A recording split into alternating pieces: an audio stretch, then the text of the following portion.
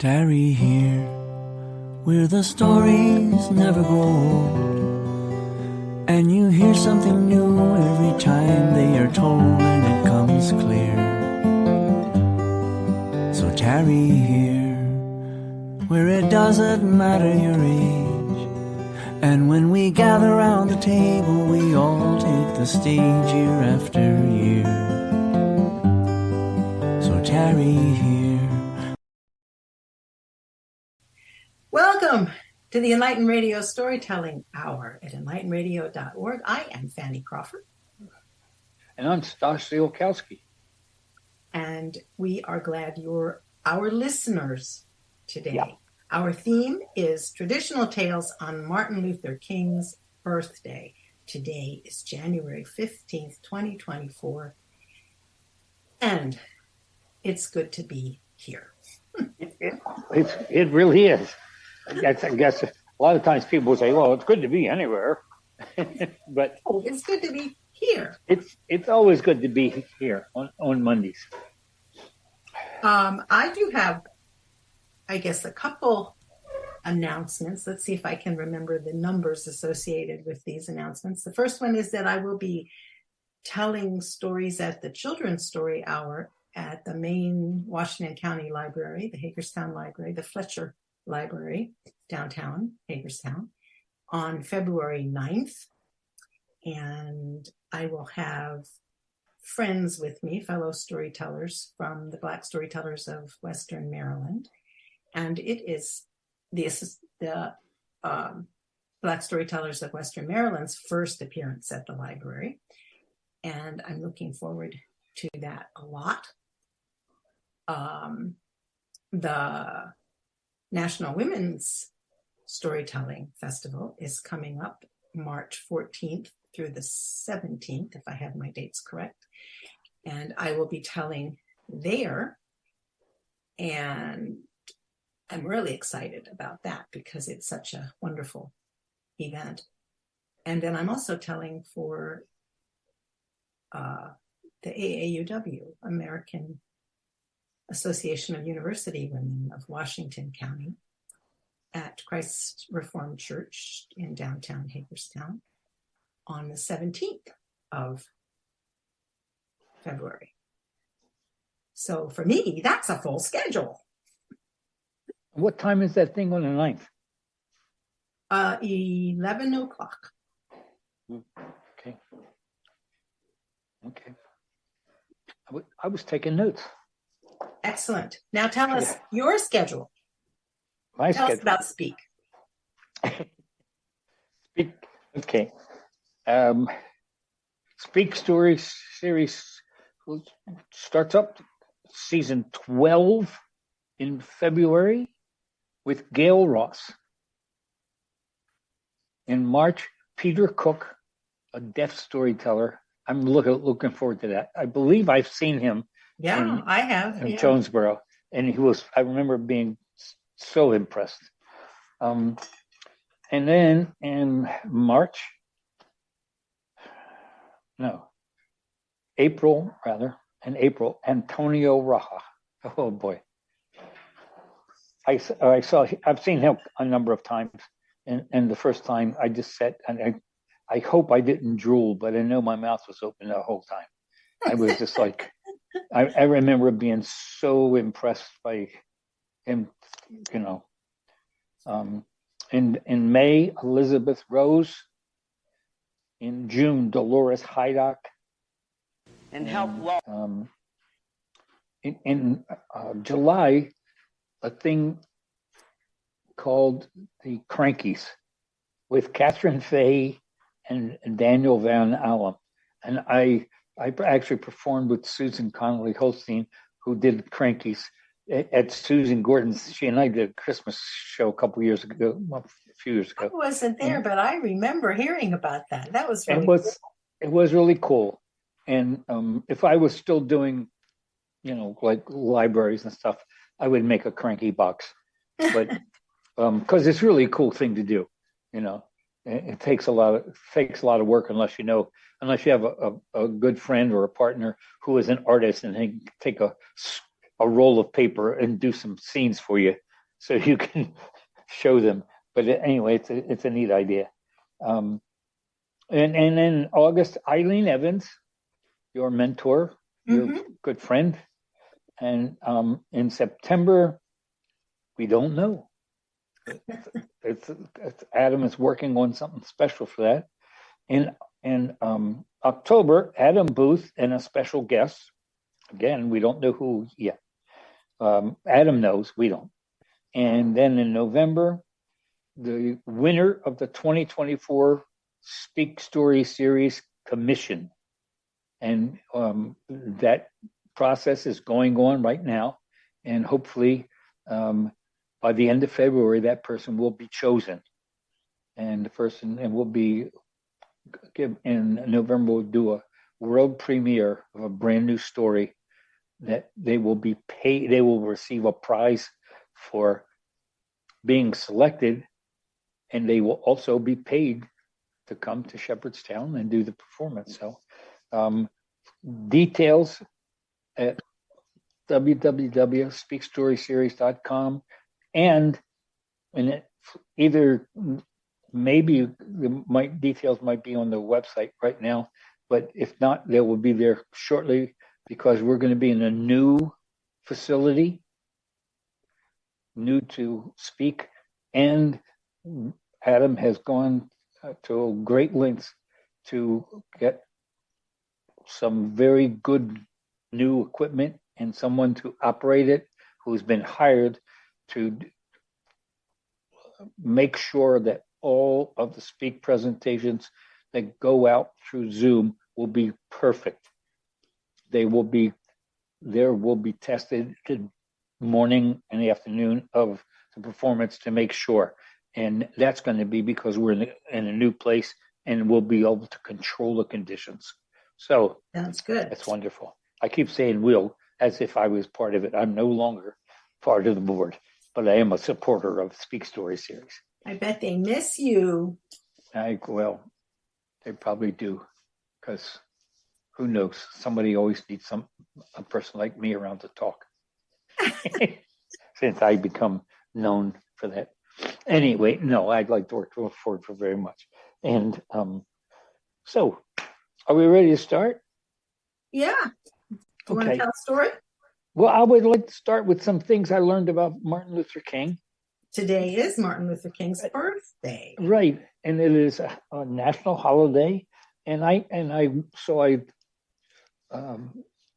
dug into some information that was available to me. And I was looking for things to talk about Martin Luther King, because in my lifetime has been an important person, of course, and a famous person who's made a real impact. So these are a number of things about Martin Luther King. Martin Luther King, in 1963, he was named as the first Black person as Time's Man of the Year. Of course, that award now by Time has been changed to Person of the Year, because I guess a light bulb went on. They said, oh, wow, we named a Black person a man, Time of the Year, Time's Man of the Year. Oh, maybe we should think that it's okay now to talk about maybe a woman could be the Person of the Year. And of course, they have since gotten into the Enlightened era of, and I think that is a typical thing, that Black people come before women. I don't think that's. Yeah. I don't think that. I don't mean that that's the way it should be. But I think historically that's what happens. The blacks got to vote before women and stuff like that. So, anyway, on paper. Enough. Right. Oh yes, right. Okay. All these are things that are supposed to be. Okay. Also in 1963, and I found this interesting. Originally, the speech that everybody knows as "I Have a Dream" was not the title of that speech. While Martin Luther King was preparing to give that speech, and there was a celebration that day. And this happened to be an important day to me because it was on my birthday in 1963. And because I was a college student then, I had just finished my first year of college. And on my birthday in 1963 was the day of the senior speech. But what I learned was that he had a kind of ordinary title for his speech that he hadn't said anything about to anybody. But Mahalia Jackson had performed at that gathering in Washington. 250,000 people were there. And as he was about to speak, Mahalia Jackson called out, "Tell him about the dream, Martin." And so he did.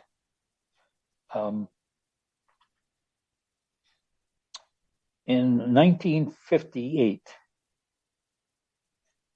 this is before that time, 5 years before that, in September of 1958, Martin Luther King was stabbed by a 42-year-old black woman named Izola Curry. And she stabbed him in the chest. Fortunately, the thing she stabbed him with, the handle broke off, and it stopped just a fraction of a centimeter before it hit his heart. If he had coughed or had some kind of weird reaction to it, luckily he didn't. He might have been much more seriously injured. It was bad enough it went through his chest. And the reason that this woman did that was she was mentally unbalanced. She wound up being put into an institution and died in the year 2015. But she was convinced at that time, and I think forever, that the people in the civil rights movement were being run by communists. And she was against communism, which would make a lot of sense in the 1950s, where a lot of people against communism. Okay, in 1983, Martin Luther King is the only non-president whose birthday is a national holiday. And that is interesting. What was the date you put on that? January 15th. Not January. 1983 is when the holiday was officially stated. Right. I think that was interesting. And I even started looking around, see, because I thought if anybody had said that, I would have said, "Yeah, we have a lot of national holidays. We have holidays for everything." So, of course, there's got to be something about. There's got to be other people other than presidents, but he's the only one, which is nice. When he was only 15 years old, he was admitted to Morehouse College, a traditionally black college for black students, and at the time he was reluctant to become a minister, even though his father was a minister and I believe his grandfather was a minister. But teachers at Morehouse convinced him that he should follow that path, and he eventually did go to seminary school. I think Crozier, and University of Pittsburgh, University of Pennsylvania. Sorry. It was interesting in the article I found about that. It said that at first he was reluctant. He was shying away from becoming a minister because he thought that the way that the minister spoke in the church he was brought up, and of course his father and other ministers, that he didn't like their style. That he thought it was too kind of, I don't know, too bravado and stuff, and all the shouting and stuff, but he eventually gave in and became a minister. Okay. In his lifetime, he was arrested 30 times, all because of civil rights demonstrations, or if the police could catch him doing anything that they could find fault with. He once in Montgomery, Alabama, was caught going slightly over 25 miles per hour in Montgomery, Alabama, and the police pulled him over and took him to jail, driving a car. So his family, to this day, are convinced that James Earl Ray was not the person who killed him, that James Earl Ray was framed for that. In fact, they won a court case in one of the southern states that found that it was a conspiracy and that he was killed. And they were awarded what they asked for. They asked for $100. The reason his family did that was they felt strongly about how he was killed, and that they thought that James Earl Ray had been framed and that it was a conspiracy, and they didn't want money. They just wanted proof.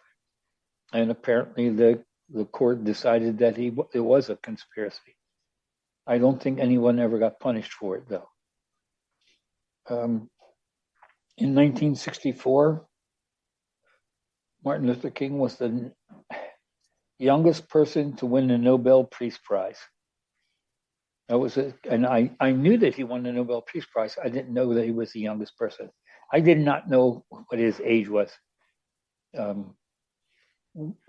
when he was doing in the middle of that civil rights movement. The last thing I found out, that there are lots more you could find out, I guess, but his name was Michael King Jr., and that was his father's name. But when he was 5 years old, both he and his father had both of their names changed, because his father had gone on a kind of a pilgrimage, a religious retreat thing in Europe, and he was so impressed by part of the conference that he went to he was introduced to lots of information about Martin Luther, the reformers, the priest who caused a great reform in the Catholic Church and in Christianity by starting the Lutherans. And that's not exactly how he did it. Martin Luther posted his 95 theses on the door of the church and became instantly both a pariah and a hero, because he made the Catholic Church have to take a look at themselves. And Martin Luther King's father was so impressed by that he decided that his name should be Martin Luther King, and his son's name should be Martin Luther King Jr.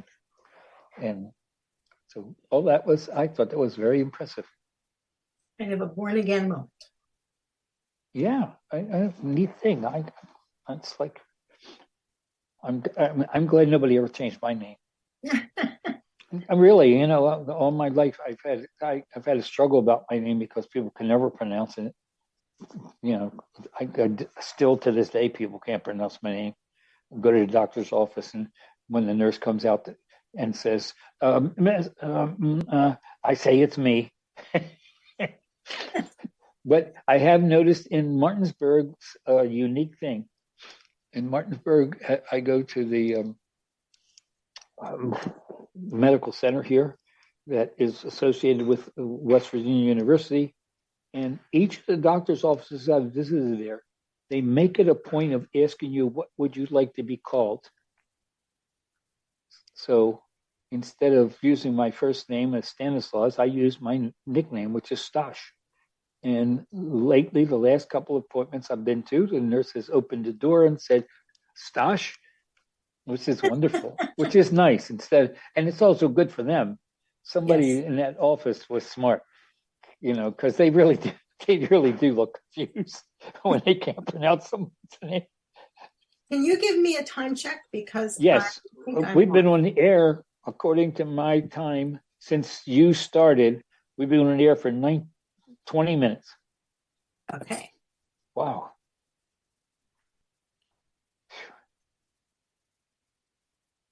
Right now, it's exactly 20 minutes. Good to know. All right, we're moving right along then. Yes, So shall I share a piece? I think you should. I guess we could say this is enlightenradio.org, and I'm Fanny Crawford. And I'm Stash Ziolkowski, and we should thank Andy off at Irwin Oh, we opening should. the show with Tarry Here, his original composition. He's singing the words and playing the music on his guitar. And it's very generous of him to allow us to use that wonderful piece of music.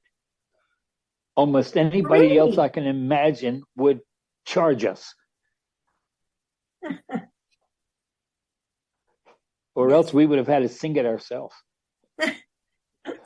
Well, not unless he gave us permission. Yeah. Well, of course he would give us permission. Okay.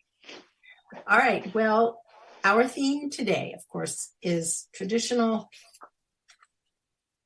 tales on Martin Luther King's birthday. And I'm going to tell a semi-traditional tale that I learned from a wonderful storyteller, Baba Jamal Koram. And Baba Jamal is a guy I met. Actually, you mentioned Eileen Evans earlier in the show as someone who's coming to do a speak performance later this year. And I met Baba Jamal through Eileen Evans. And I will always be grateful for that introduction. I heard him tell at Jonesboro. I've heard him tell multiple times locally, and especially at the National Association of Black Storytellers, which is I think that's probably his favorite venue for telling stories, especially when there are kids in the audience. You can find him online at griotstoryman.com, GRIOTSTORYMAN.com. And he is the recipient of the highest award of the National Association of Black Storytellers, otherwise known as NABS, the acronym, the Zora Neale Hurston Award, as well as several other honorary titles from them, and also has the National Storytelling Network's Circle of Excellence Oracle Award. So this guy is well respected by the community of tellers and listeners.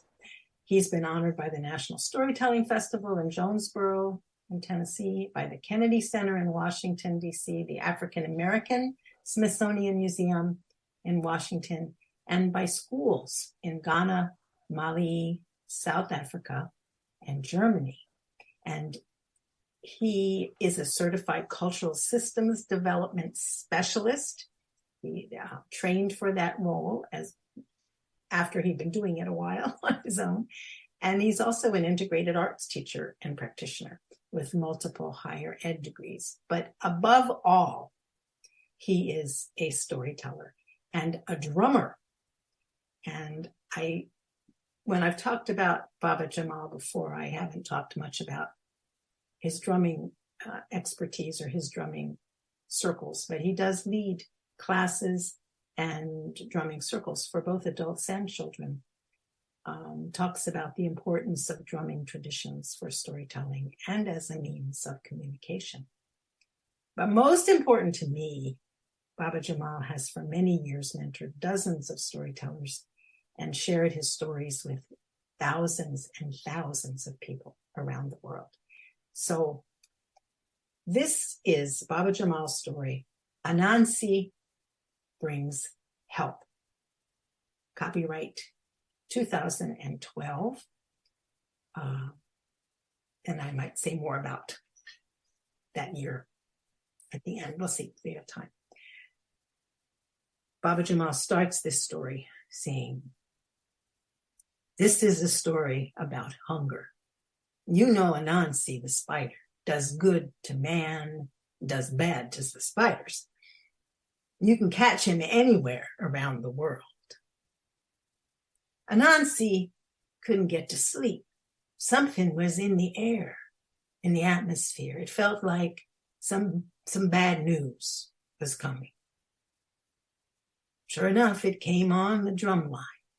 Drum talk filling up the air, drums from afar, African drums from afar, relieving the anxiety of drumming hands, sending out sorrowful sounds from the Sudan. African children were starving and being chased by vultures and two-legged animals of prey. Anansi couldn't believe his ears. He ran to King Brother Lion. Did you hear it? Can you believe it? What are we going to do? King Brother Lion said, well, what do you think, Brother Anansi? Anansi said they had to get in touch with the Sisters of Care, the women who care, and then send out a call for the people to gather, for the wisdom of many hurries a decision, helps make a decision. And the drum call went out. Drums that could be heard for 50 miles, drums heard for 100 miles sounded the gathering. But these were the days that people had given up their culture and let their traditions dust away. So many of them got the message mixed up. Folks in the valley heard they were going to hold an election.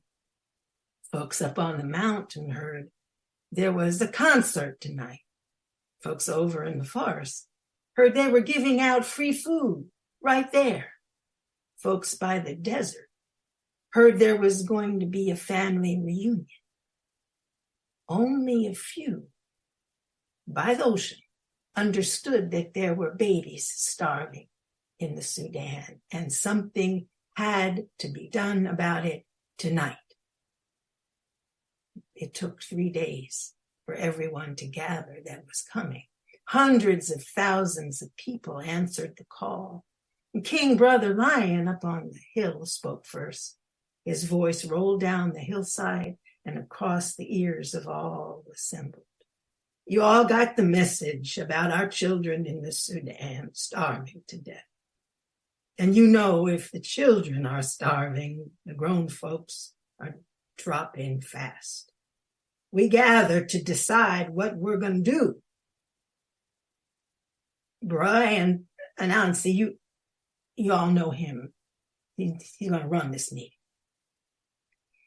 Before Anansi could get up, folks were complaining and loud. What? I thought we were gonna get the food here. My children are hungry too. Somebody else said, I thought this was gonna be a concert. Where's Rick James and Ashford and Simpson? Where's Hugh Matsakela? We're 25 cents. Well, that's 50 cents, half brother. You know, folks started leaving. Anansi tried to get them to stay, but King Brother Lion shook his mane as if to say, let them go. We deal with them later. Work with what we got here. What are we gonna do? Anansi called out to those folks left. One sister said, I got some harvest to give, but how are we gonna get it there? I got a couple trucks, said a brother. And my uncle has a few trucks too. My cultural arts group can go there to relieve some of the suffering, said another. We can build shelters for those who've been orphaned, said another. And I'll get some mamas and babas together to care for the families, said another. We can give $10,000, said a family group. People were offering, and Anansi was organizing. It wasn't too long after that a caravan left for the Sudan.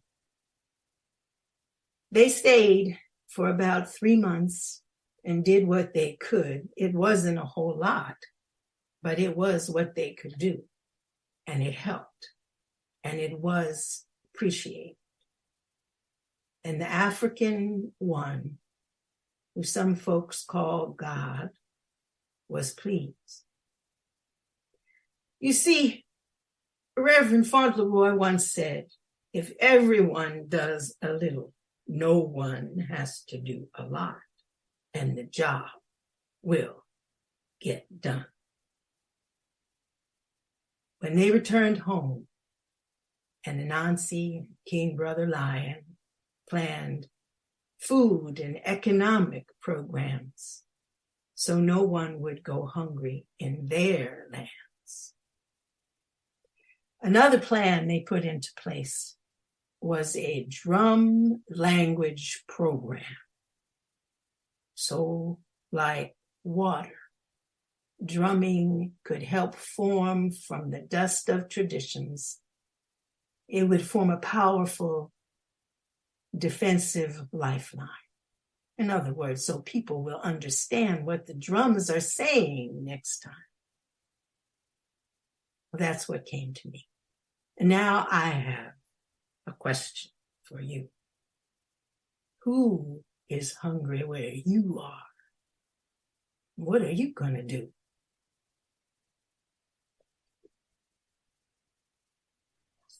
Great story.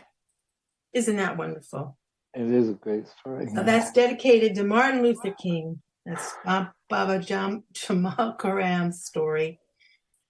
And I wish he were here with us today, but. Yeah, that would be nice.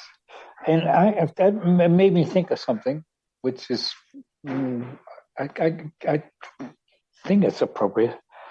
Drumming. I've only seen drumming whenever I've been in the presence of a Black storyteller, except for one other storyteller. Who was the other storyteller? Jim May. Oh, yeah. Jim May is really great at drumming and telling a story. And I never even dawned on me to ask him about it. You know, I've known Jim for years. I haven't spoken to him for a long time, but he's been at my house, been at your house, I think. Right. Yep. Yeah. Yes. Yeah, and he's done workshops a couple places for me. I just remember how interesting it was that he would tell a story in drum. And I don't think there are that many people who do that. I'm just guessing that it is regarded as an African American thing. Well, I think that's the cult. There are Black societies, Black traditions in Right. Africa that honor drumming and use drumming regularly. And certainly at NABS, at the National Association for Black Storytellers, drumming is a huge part of Right. the conference every year. And there's often drumming instruction going on there. Mm. But I'm pretty sure I have seen tellers who are not Black, but I can't remember who or what, when. How I'll about have to that? think about that. Yeah, but anyway, and that's maybe we'll start something here. Maybe somebody listening today will say, "Hey, I'm gonna get a drum," and you don't need to get a drum. You can get a can, you know, and get a 5-gallon, one of those 5-gallon paint buckets turned upside down. That's what a lot of people do out on the streets, Right. who are using that as a form of drum. So anyway, it was good. I enjoyed the story very much, and it stimulated my question about have you ever seen anything? So are So we? are you you ready? ready? We got a traditional tale, which is not going to make any great connection to Martin Luther King, except it has to do with a kind of justice. Well, I would say that that's very related. Yeah, that is. Okay, so here we go. And I know you have heard me tell this, but I don't think I've ever done this. I don't know if I've done this on the radio before or not, but if I have, it's been years ago. Lady Mary was young and Lady Mary was fair.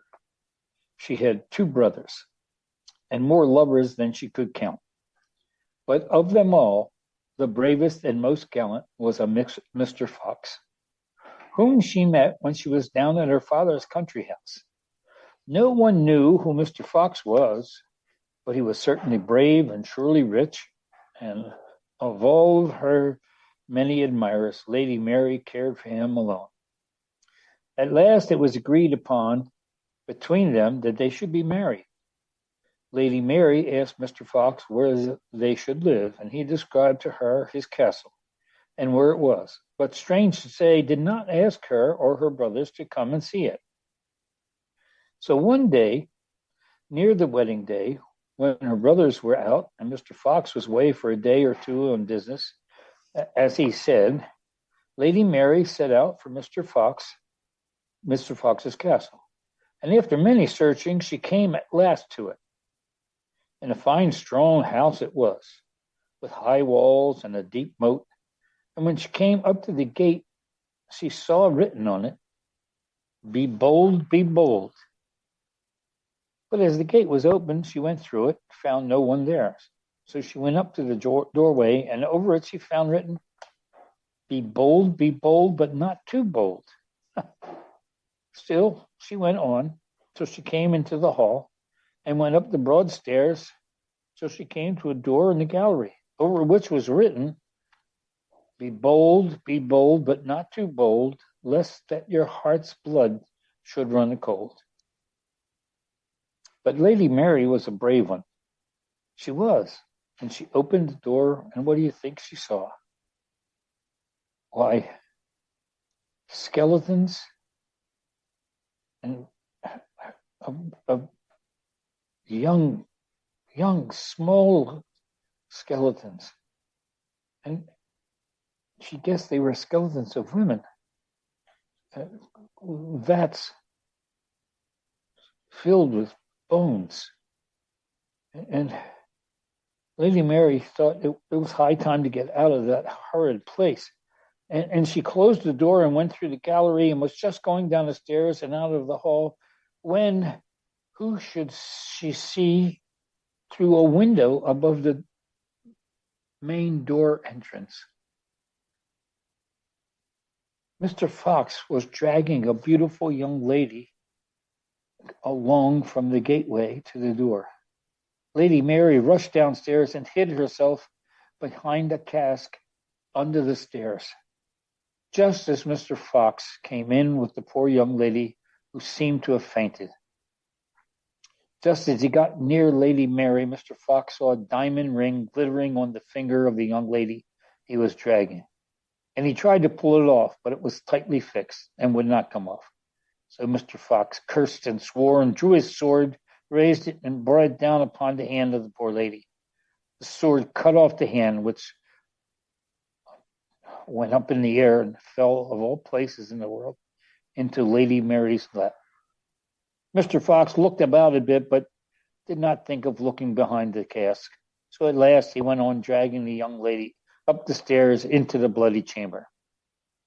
As soon as she heard him pass through the gallery, Lady Mary crept out of the door, down through the gateway, and ran home as fast as she could. Now it happened that the very next day, the marriage contract of Lady Mary and Mr. Fox was to be signed. There was a splendid breakfast before that. Mr. Fox was seated at a table opposite Lady Mary. He looked at her. "How pale you are, my dear." "Yes, I am. I had a bad night. Well, didn't rest much at all last night. I had horrible dreams." Dreams go to contrary, said Mr. Fox, but tell us your dreams, and your sweet voice will make the time pass till a happy hour comes. I dreamed, said Lady Mary, that I went yesterday to your castle, and I found it deep in the woods, with high walls and a deep moat, and over the gateway there was written, be bold, be bold. And Mr. Fox said, but it is not so, nor it was not so. And Lady Mary went on, and when I came to the doorway, over it, it was written, be bold, but not too bold. Mr. Fox spoke up, it is not so, nor it was not so. And then Lady Mary continued and said, and then I went upstairs and came to a gallery at the end of which was a door, on which was written, be bold, but not too bold, lest that your heart's blood should run cold. It is not so, nor it was not so, said Mr. Fox. And Lady Mary continued again. And then I opened the door, and the room was filled with skeletons and bones and all stained with blood. It is not so, nor it was not so, and God forbid it should be so, said Mr. Fox. And Lady Mary continued. I then dreamed that I rushed down the gallery.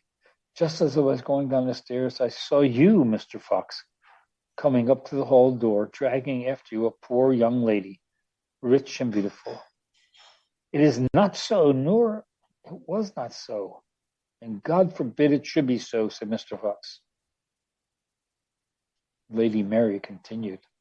I rushed downstairs just in time to hide myself behind a cask, when you, Mr. Fox, came in dragging the young lady by the arm. And as you passed me, Mr. Fox, I thought I saw you try and get off her diamond ring. And when you could not, it seemed to me in my dream that you took out your sword and hacked off the poor lady's hand to get the ring. It is not so, nor was it so, said Mr. Fox, and was going to say something else as he rose from his seat when Lady Mary cried out, but it is so, and it was so. Here's the hand and ring I have to show, and pulled out the lady's hand from her dress and pointed it straight at Mr. Fox.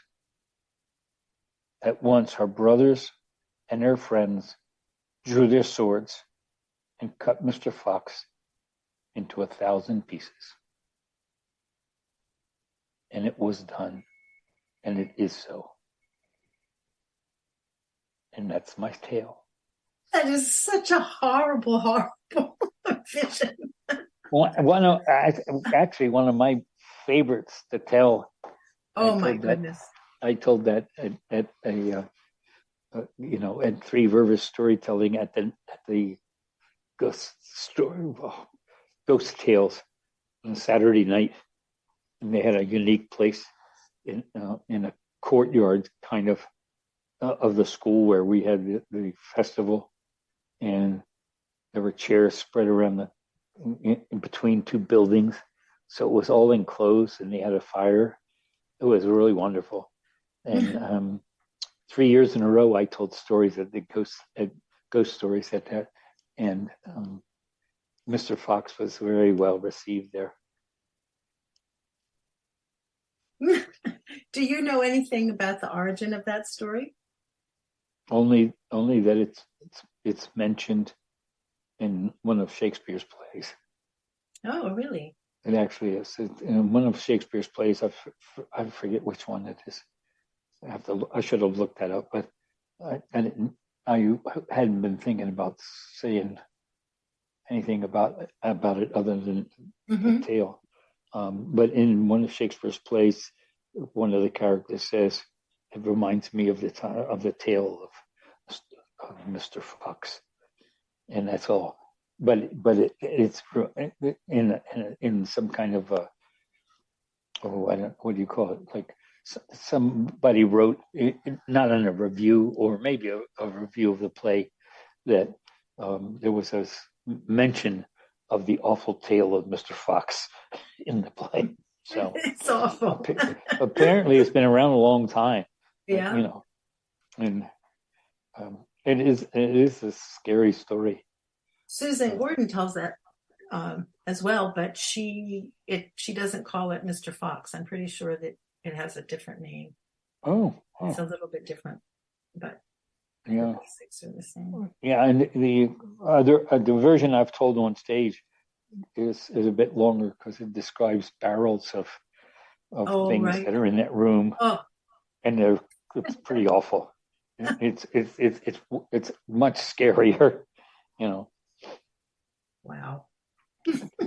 Ooh, yeah. Very scary. There was another story about warfare that I considered telling today, but it's longer and more complicated, and it involves warfare between human beings and great apes.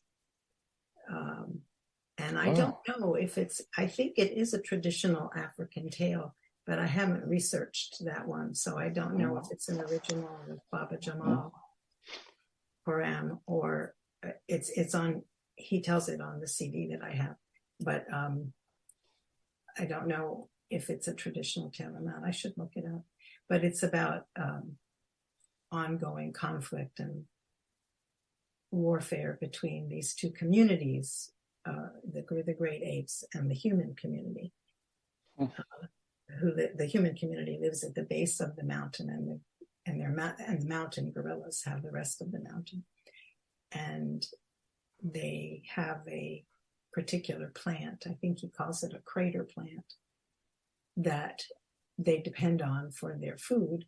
And human beings don't eat crater plants ordinarily, but if times are tough, they encroach on the great apes' territory and basically decimate the area, taking whatever they want, whatever is available, without any sense of whether those plants are going to come back, whether any plants are going to come back or not, or if they're taking too much and will destroy the environment there. And the leaders of the two groups has become friends as children. One helps the other in a life and death situation, but they agree they will be lifelong friends. But then they don't see each other very much, and they grow up and have their own children. And meanwhile, the situation between the two communities has gotten dire. They are in conflict all the time, and the leader of the humans has a new baby, and that baby is kidnapped during a battle with the great apes, and he goes after the warriors that took the child and finds the place where he hears his child cry, and the leader of the great apes appears and challenges him and asks for the child's name. And the human leader has named his child after the leader of the great apes that he had this childhood friendship with. And the great ape is taken aback, didn't recognize him, first of all, but they have a conversation, and eventually they are reconciled. So they don't become good friends again, but they agree to work together, and it changes the relationship of the two communities. And the final line is something like, they still argued and bickered and had their conflicts, but they never fought again. Mm-hmm. And I thought that was a nice tribute for Martin Luther King. But the whole thing about them being great apes, that was a little difficult for me. Sure. I always thought, wouldn't it be wonderful if an animal spoke to you? And I thought that's it would be just so incredible to. Yeah, I was just reading, I read the Washington Post pretty much cover to cover, but only on Sundays. Yeah. And what I spend the most time on is the book reviews.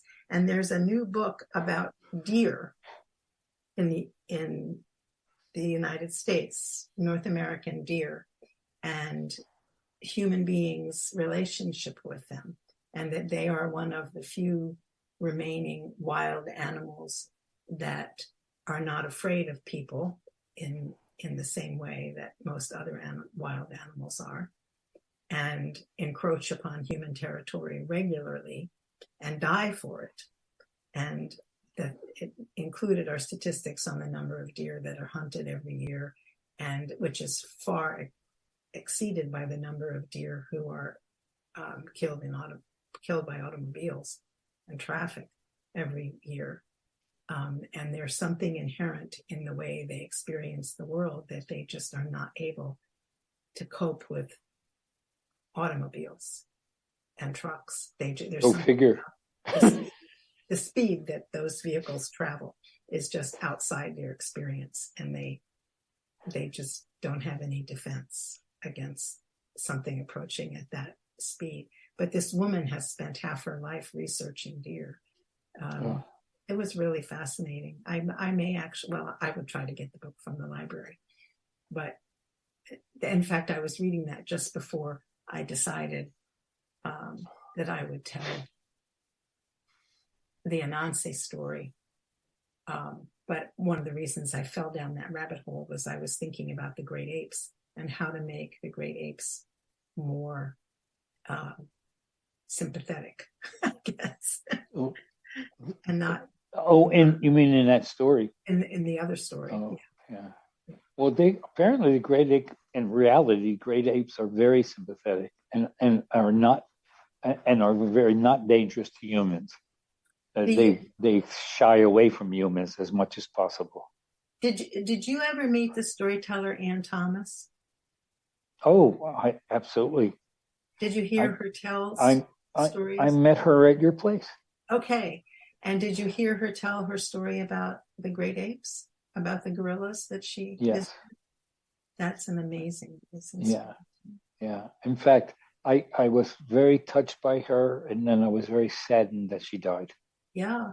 And she was a friend of Andy's too, Andy Alfred Irwin. She was just marvelous at your place. I got to speak with her afterwards, and I was very impressed with her. Yeah, I forgot that she had been at my house. She told she was such a friendly person. More than one. I think she told twice. Yeah.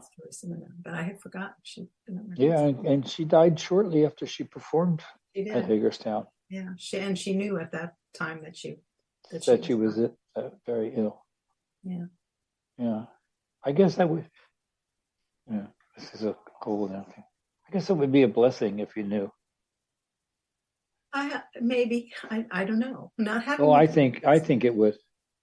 I think it would. Yeah, because recently I had a really bad day.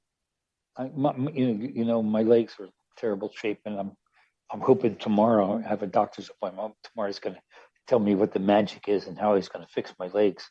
I don't expect to ever be able to do anything special with my legs anymore, but I'd be happy not to worry. Mm-hmm. But last week, one day, all day, I was in such low energy, and it got worse and worse and worse. I wasn't in pain. I wasn't like I couldn't say, oh, this hurts or that hurts, but I was so lack of energy. And as the day went on,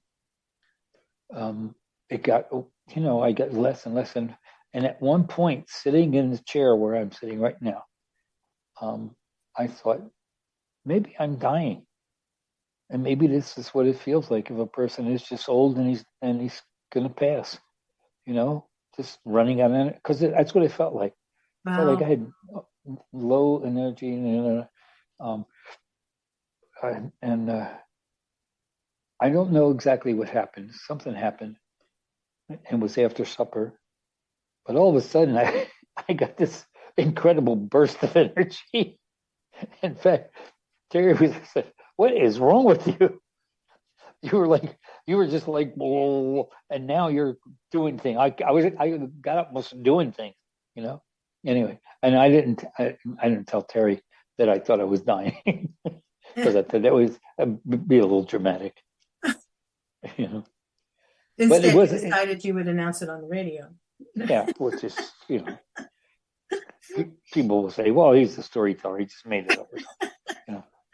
But I mean, the thought crossed my mind. Maybe this is what it's like if, you know, because you know, hear of people where have, you know, find you visit some old relative and you go away from them and you find that they passed away that day, you know, that evening or something. And Yeah. I would guess that's the way to go. And someplace in my background, I have a Blessed Mother ticket, so you know, I did a novena once when I was young, which guaranteed that if I completed that novena, I would have a pleasant death. Really? Yes. A guarantee. Did you get a certificate? Oh, when I was a kid, we got, you know, if you did this and this and this and this, you guaranteed that you will do this and that, you know. The church had just a number of wonderful things. Do you know of a person named Stephen Fry? Yes. How do I know him? I don't. He's I an can't. author and a commentator. He's an author. He's written things, and he's an actor, and he's also an atheist. I just recently I love him. I've listened to him a What did he lot of write? his speeches on YouTube, and I don't remember the name of his books, Okay. but he's very popular, and he did a thing that's on YouTube about the Catholic Church, Mm-hmm. and it is the most scathing, professional, and wonderful telling about the atrocities by the Catholic Church, and not just like the Crusades and stuff, but about how children are taught, you know, and it scarred me for a long time about how I was going to be burned in hell forever because I was just, you know, I wasn't worth anything. And I was born in sin and I had to be baptized and saved. And if I didn't do everything that I was told according to the church's rules, I was going to burn in hell forever. And right now, I just got a chill thinking about it, of how terrified I spent a lot of terrified nights going to sleep in the third floor of our very cold house in Baltimore, huddled under my covers with my head under the covers so I wouldn't see the people coming to get me. Oh my! So Stephen Fry. Okay, I'll check it out. Yeah. If you ever look on YouTube and just type his name in, you'll see. And he's a wonderful speaker, and he's not again. He doesn't criticize individuals. He says if a person has faith, I admire them. If they have beliefs, that's fine. I'm against organized religion. I'm against organized religion because it's based on lies, and I'm this thing went on for 30 minutes. I'm telling you, I stood up and applauded 3 times, and I'm in my own house at my comfortable chair. On that note, as we are ending our tribute to Reverend Martin Luther King, Yes, I need a time check from you because I think we're out of time. 58 minutes and 10 seconds. All right. So this is Fanny Crawford. And Stas Ziolkowski. Closing out the Enlighten Radio Storytelling Hour at enlightenradio.org. We are independent community radio broadcasting from Bolivar, West Virginia, Hagerstown, Maryland, and Martinsburg, West Virginia, offering our listeners a window into the world of telling by traditional and non-traditional tellers, encouraging you, our listening community, to share, preserve, and expand all of our stories. Thank you for listening, and stay tuned for John Case and... Well, we're going to be doing some speeches by Dr. King. All right. Also, some by Malcolm X, or one. Mm-hmm. And also a lecture that was given in about 1980 something, but at the University of Southern California by Angela Davis. Right. And and there's a really interesting reading of excerpts from Frederick Douglass's autobiography that I had too. So I put that on a playlist, and I think we're going to be doing that for part of the day. Anyway, that's the main thing. Yeah. Neat.